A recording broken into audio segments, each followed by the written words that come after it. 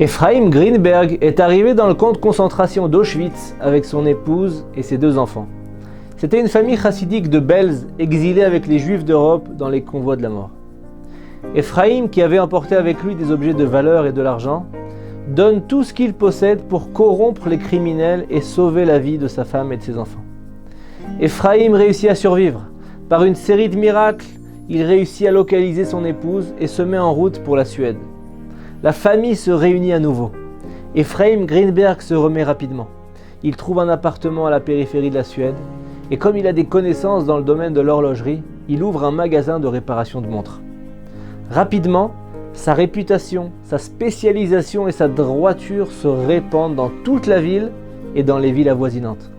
Les clients affluent dans sa boutique, ils voient la bénédiction, la bracha.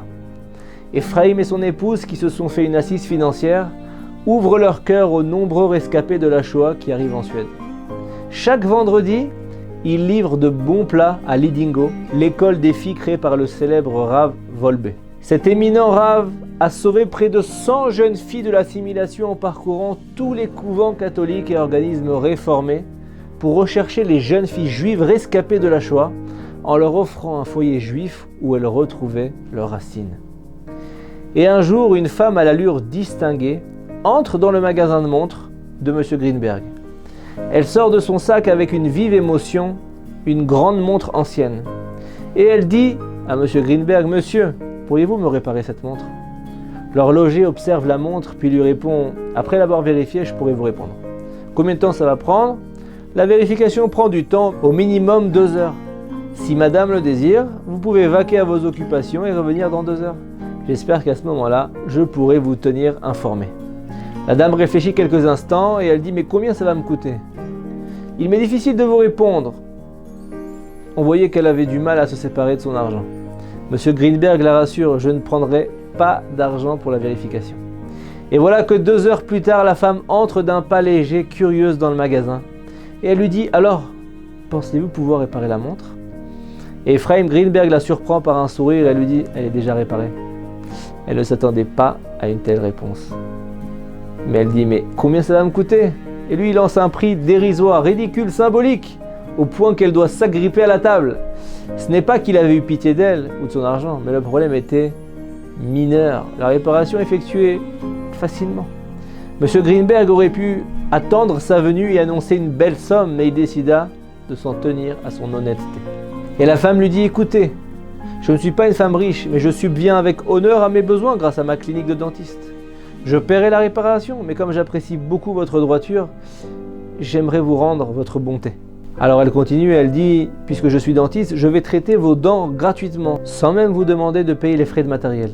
Je vais vous préparer une nouvelle bouche, gratuitement. » Et voilà que c'est à son tour d'être surpris. Ephraim Greenberg se met à rire, comme il ne l'a pas fait depuis longtemps, depuis qu'on l'avait conduit au ghetto en Hongrie.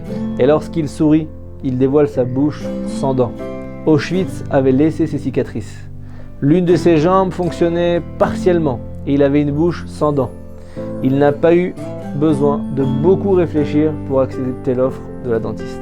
Un jour, alors qu'il est assis sur le fauteuil du dentiste et observe sa bouche reprendre une forme normale, humaine, la dentiste en question lui relate, tout en traitant ses gencives, qu'elle a pris chez elle 2 petites jeunes filles juives. Elle le lui confie avec fierté, s'attendant à des compliments de sa part. Mais Ephraim est choqué. « Qu'avez-vous dit ?» Elle dit « J'ai dit que j'ai pris chez moi 2 sœurs que j'avais trouvées dans la rue. » Et elle raconte, les yeux brillants, que la grande a déjà 17 ans, que la plus jeune a 15 ans, des jeunes filles mignonnes, intelligentes, mais elles sont plongées dans un océan de tristesse et de nostalgie, peut-être même d'effroi. Et elle dit « Je vais en faire des filles pimpantes de gaieté. » Ephraim Greenberg, debout, alors qu'il est sous la dentiste, émet un cri perçant. « Des juifs ? Vous en êtes certaine ?» Et la dentiste, elle est abasourdie, elle dit « Mais qu'est-ce qui se passe? Pourquoi cet homme si calme sort de ses gonds ?» Et elle répond calmement « Oui, des juifs, de familles ultra-orthodoxes, de Hongrie, elles étaient à Auschwitz. Toute leur famille a été exterminée. » Ephraim tremble de tout son corps « Mais que font-elles chez vous ?» Et elle répond « Mais comment ça? Je les élève, je leur trouve des amis. » Et elle continue, elle dit « C'est ma réaction au crime atroce de Hitler. » Elle était satisfaite d'elle. Et elle ne comprend pas pourquoi l'horloger n'exprime pas une satisfaction devant sa générosité. Et elle persiste, elle continue qu'elle destinait la plus grande des deux au fils de sa sœur, un jeune homme avec lequel elle vivrait une vie dénuée de soucis soi-disant. Elle oublierait toute la souffrance vécue, un jeune homme bien, doté de bonnes valeurs, qui allait à l'église tous les dimanches. Et Greenberg lui dit « Et vous faites tout ça pour réparer les torts criminels d'Hitler ?» Ephraim lui dit « Alors sachez que vous faites la même chose qu'Hitler. » Et la dentiste est abasourdie. « Comment ça? Comment vous pouvez me parler comme ça ?» Et Greenberg continue et lui dit « Ces filles sont juives. Vous vous apprêtez à les marier à des non-juifs. Vous faites quelque chose qui brûle l'âme des parents de ces jeunes filles. Vous vous conduisez avec criminalité avec ces deux sœurs, » conclut Greenberg. Moi ? La dentiste est sur le point de s'effondrer. Mais Ephraim Greenberg ne lâche pas l'affaire. Oui, tout à fait. Elle et leurs descendants ne seront plus juifs. Vous agissez comme Hitler. Il voulait détruire le peuple juif. Et c'est ce que vous êtes en train de faire. La dentiste éclate en sanglots incontrôlables. Greenberg se met aussi à pleurer. Ephraim se reprend en premier et lui dit « Puis-je rencontrer les deux jeunes filles ?» « Bien sûr, répond la dentiste. Lorsque les deux sœurs ont aperçu l'homme barbu portant une kippa, la même pensée traverse leur esprit. Est-ce qu'il restait des juifs dans ce monde? Les filles ne savaient plus. Leur corps se met à trembler. La dentiste les prend dans ses bras. Ephraim dit Modéani lefanecha avec la prononciation chassidique. Les jeunes filles répètent la phrase après lui tout en éclatant en sanglots déchirants. Et elles répondent, elles répètent et elles suivent Melech Chai Vekayam. C'est une phrase connue du matin qu'on récite le matin quand on se lève. C'était un pleur de ces filles qui jaillissait après de longs mois où elles désiraient pleurer, mais la source des larmes était tarie. C'était un pleur de libération non seulement de la baraque et des barbelés, mais également des murailles dans lesquelles elles s'étaient enfermées. Après une longue conversation, Ephraim a décidé qu'elles iraient à Lidingo, dans le séminaire du Rav Wolbe. La dentiste a compris que son sort était scellé et qu'elle devait renoncer à son rêve et aux deux filles.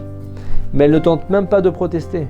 En dépit de la douleur de la séparation avec les jeunes filles, elle sait que c'est juste et que M. Greenberg a raison. Ephraim se rend alors aussitôt chez le Rav Wolbe, qui lui répond tristement que l'État suédois se limite à un nombre maximal de jeunes pensionnaires, sinon ils vont fermer l'école. Mais nous n'avons pas le choix, répond Rabbi Ephraim. Ok, dit le Rav Wolbe. Amène-les aussi vite que possible, mais ajoute-t-il, elles ne seront pas des internes au camp. Elles seront mes invités qui habiteront avec moi et mon épouse. C'était la seule solution pour lui à la limitation du nombre de filles qu'il avait le droit d'intégrer dans son séminaire. Les deux sœurs, comme les deux autres filles de Lidingo, sont montées au bout de 2 ans ensuite en Eretz Israël et ont fondé des foyers de Torah. Le Rav Yakovson et le Rav Wolbe se sont chargés de les marier, tout comme leur sœur de Lidingo. La plus jeune épousa le neveu du Rav Yakovson, le fils de son frère. La grande fille épousa son cher fils, le Gaon Rav Moshe Yakovson, le Rav précédent de la Yeshiva de Ber Yaakov. Les deux sœurs que le peuple juif avait pratiquement perdues ont été sauvées grâce à la bonne action d'un juif qui était chez le dentiste et le dévouement extraordinaire des membres du peuple juif les uns envers les autres. Un juif ne peut pas prévoir l'influence bénie de chaque bonne action qu'il fait. Shabbat Shalom.